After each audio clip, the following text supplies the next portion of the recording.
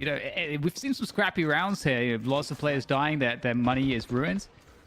Not actually opting for that initial Viper toxic screen to kind of diagonally go across a lobby as we've seen in most of these situations. We can see instead that we've got a different placement cutting through a long, short A as well as B. And Sick, you know, he's the duelist. He's trying to take some forward control, creating some space towards A short, clearing these positions. And depending on what happens here, in fact, it looks like they're just going to go for the full set. They've moved up pretty close, all 5 players, so they might as well just try to contact onto the site now. And there's only Penny there to try to stop this with a frenzy. Oh man, and he got spotted, instantly dashed away and got followed right up as Thames was hunting for him. It's actually Sick who cleans him up.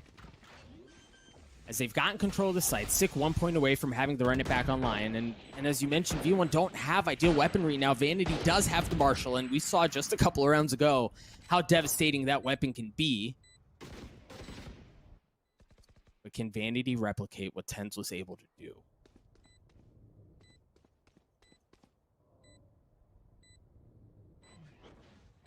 Does have the Cosmic Divide. Effie's has his ultimate as well. So there's certainly a world in which they pull this thing off. But man, it's going to be hard. Right, Vanity, good for one. Not able to land the second one. He's going to get tagged up. Effie's cleans out. And there's just not enough time to... Yeah, it's...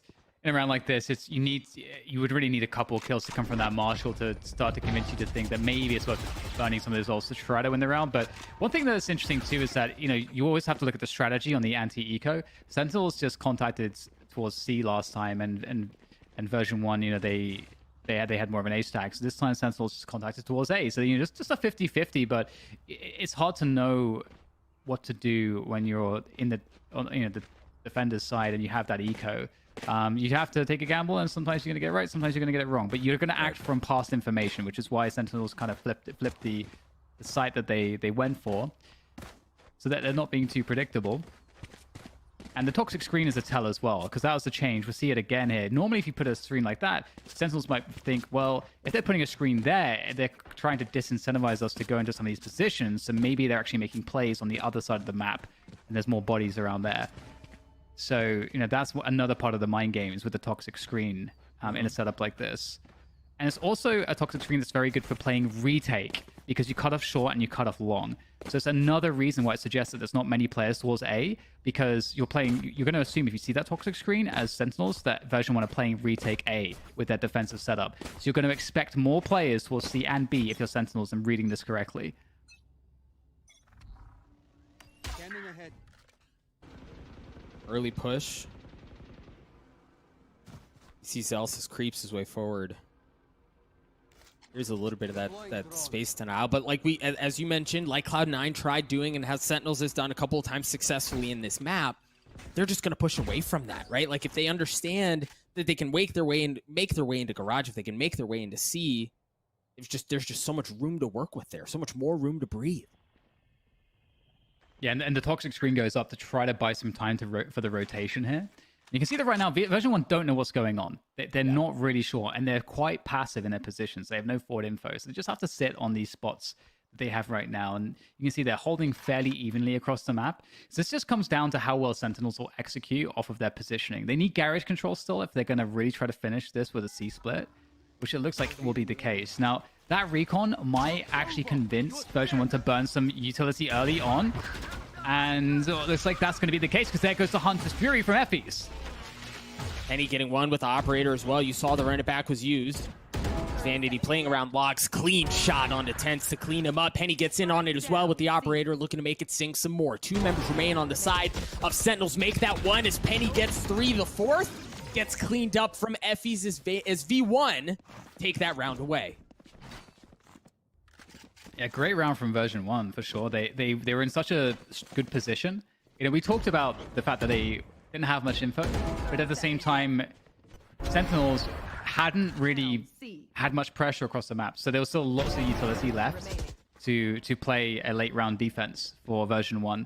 And they had the Hunter's Fury as well to play spoiler around the garage position, which was a really big deal. That really stopped Sentinels from coordinating in. And now, you know, we're in this spot where version 1 could take over this half. We've got Penny on the operator. They're going to be playing for a lobby again. 3 players there. They're not using that same diagonal A lobby Viper wall. It's still the same one we had previously. And Sentinels, they're trying to capitalize on the early timings. They're going to walk straight into B.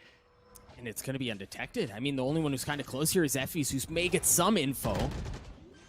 The wall still hasn't gone up, but at this point, they know exactly where the play is coming from. You don't see anything aggressively going on a flank through garage or anything like that. They're just going to try to work their way in through the cuts. And you see Sentinels, their post plants are off the site, right? Like, they don't want to get caught in the chaos of what happens on B proper. They can just take good positioning and fight from behind that. Also, Dapper on a flank looking to get behind them, but is there going to be enough time? Cosmic Divide coming out. Sick looking to work his way through the gravity well into the hot hands. The dart is there as well to try to give that info away. There's Dapper on the flank, just such a nuisance. He cleans up Zelsis as well with 10 health left. B1 have to work their way through this, and Sentinel's actually going aggressively. They stop the defuse. Penny's left alone. A flawless round. What a round by Sentinels. Oh, that's such an awesome round. There's so many little details there that are really key.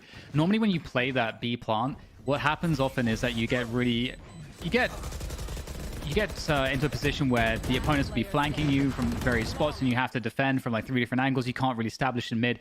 Not only did Dapper always have control of A lobby because he had a cam there, we also saw that they had enough info for him to know that he could actually push. And he made a really good timing around that A flank. That was key. And because there was nothing coming from Garage, Sentinels didn't have to worry about anything. In fact, it was version 1 that were getting split up. So just a really strong look on that B round that a lot of teams don't tend to have that much control. So it's very cool to see that from Sentinels. And once again, playing the eco. And what did we see last time? You know, they just contacted into the A site. And looks like that might happen again here, it seems, because they get the opening pick there. The info from the neural theft will reveal Penny's position. They know he has got the knives out as well. Oh! No way. Flashed as he looks for more. No, he's going to get cleaned up from 10s. But you're right, Dan. If you can, in a situation like this, if it worked before, if it ain't broke, don't try to fix it. They do play contact onto the site. They get the spike down as well. There's some decent weaponry, I guess, right? Like, we've seen Vanity. That's how devastating he can be with that weapon. But, well, we're not going to get a chance to see any of that this time around. Sentinels jump out to a 3-round lead. Financially, they should be in good shape. They carry 4 weapons into the next round, and they're looking good.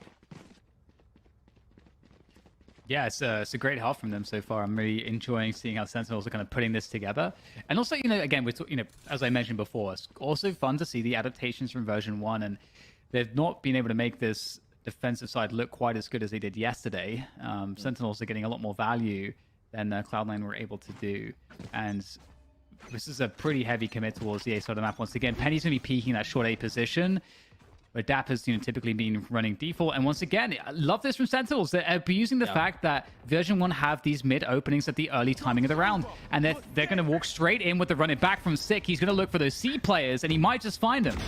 Oh, he's got Vanity. Yep, he's able to clean him up. There was another one there, but the ult got taken offline. The damage was still done as the spike goes down on B. Now, a slightly different flavor from what we saw last time, right? Keep an eye on 10s. He's back in Gong. He's by himself now. He's been given away. The Cloudburst not able to keep him alive as Zelsis cleans him up. This is already a very different look. Once again, Dapper's going to be on the flank trying to work his way around. Penny cleans up Shazam as they have to fight through some of that utility, but the flank actually comes out from Whippy to give them a bit more room to breathe. And as things continue to tick away, Dapper's going to be a problem again. Sick gets onto 3, Zelsis alone. Zelsis gets cleaned up. Sentinels get to 7. They tried so hard, did version 1, to get the hot hands out of Sick, and he just did not do it until it was absolutely necessary. The perfect timing, and especially given the Garage pressure that came through, he had to come off of the angle to try to deal the Garage player, and still just landed it at the perfect timing. Such phenomenal work from Sick and Dapper in that round. And right now they are sort of outclassing version 1 on some of these plays, and this is another look we didn't see from Cloud9, just abusing the fact that version 1 are committing early timings away, or their players away from the middle of the map. And it's not just that Sentinels are abusing that, they know how to play it. They know how to play that B side, it's clear.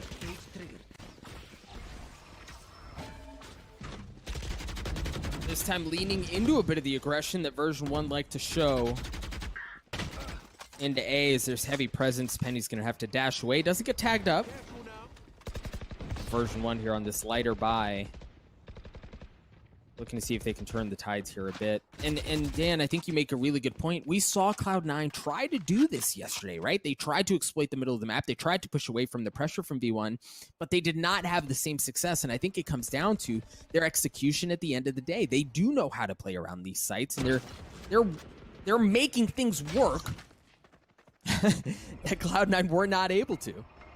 Yeah, I mean, in this round too, Sentinels slowed down massively because they thought version 1 would try to flank them, but version 1 had a better sense than that. Zelsus able to dismiss back and away as Sentinels start to charge through to C. Beautiful stuff from him, able to equalize to a 4v4, but still, they're going to have to retake onto the C site, and in terms of the ult economy, it's not looking great here for version 1, and it's looking even worse in terms of weaponry.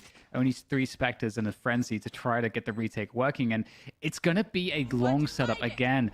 So this is going to be very hard for version 1. And this kind of goes back to what we were talking about earlier, Dan. Leaning towards your gun advantage. If they take away, if they try to play around long, they're going to have the advantage in that situation over Spectres, over Frenzies. Of course, as I say that, Penny cleans one up, cleans a second one up as well. Penny 1v2, he has to push into that. Yeah, you felt the difference, right? Like, Sentinels played around that gun advantage that they had, and they played to perfection. Yeah, and it's just such a perfect moment for Sentinels to just stop the pace, because they'd abuse that mid for like 2 or 3 rounds in a row, and then they just like hold, because in situations like that, if you're version 1, you want to get really aggressive on one of the flanks, and Sentinels were holding both flanks, and version 1 seemed to have the sense that this was probably what was happening, so they couldn't really do anything. It didn't really feel like there's a good response there.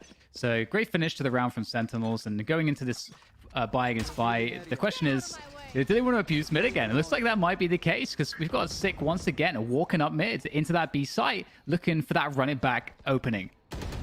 Now Vanity has pushed his way early into Garage. There's that run it back that you mentioned, Vanity making his way around. He's in a great spot for the flank, but no, his position's been given away. Dealt a bit of damage, but he got cleaned up at the hands of Tens. Sick looking to continue to push his way forward. Zelsus on the back of the site. And this is the first time we've seen this, right, Dan, where they try to have that exact same hit, test the waters, it doesn't pan out, and they try to flip the map, and Dapper's made his way onto C. He's going to get cleaned up, but they've still gotten onto the site. There goes Penny running around logs. He's going to get 2. And with that, it's down to Shazam. 10 health left. It's not going to be a good look for him. The double swing comes through, and it will be successful for 4th round. It's not a lot, but it is enough to work from for version 1 as they switch into the second half. They're going to be on the attack instead, which might feel a little bit more comfortable. Sentinels, brilliant half from them. I have to say, you know, they had such great adaptations. This was Tens deserve that round, but he won't get it. But yeah, love the mid abuse coming in from Sentinels. That last round we saw was the first round where version 1 were able to kind of stop them and then force them to have to reroute their push. And all right, let's see if version 1 can get something going here. Penny's off to a pretty good start in terms of the fragging, and definitely an important play. It would be great to see Penny come up huge in this pistol with that Ghost.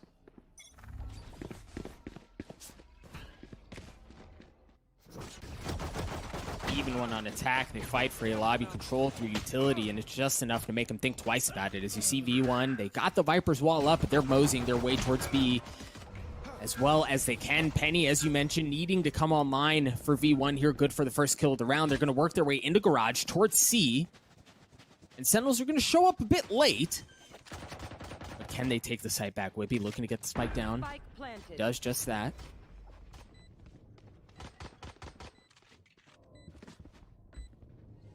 Garage controls a good start for Sentinels on the retake effort. The stars getting put down as well. Both arms there see Gravity well as they start to make their way through. Vanity gets great damage finisher from Penny as Zelsus from the back site. It's also holding back sight, and there goes the dash. That's Tens forced out of the site. And as another choke point, he now has to move through and dash in the tank unless he gets another frag out of this. Time is against him.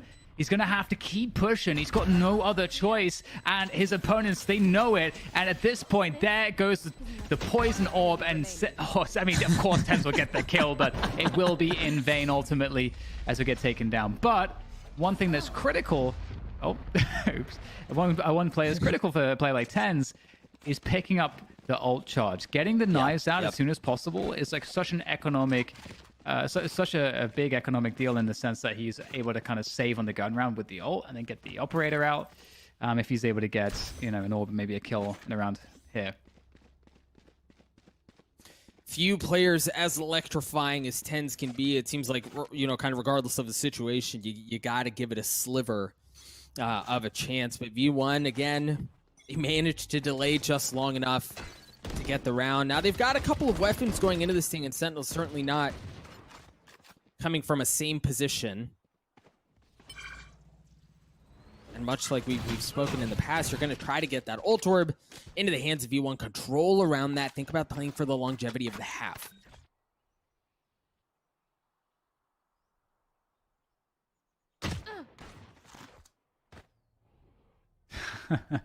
He does not like what he sees.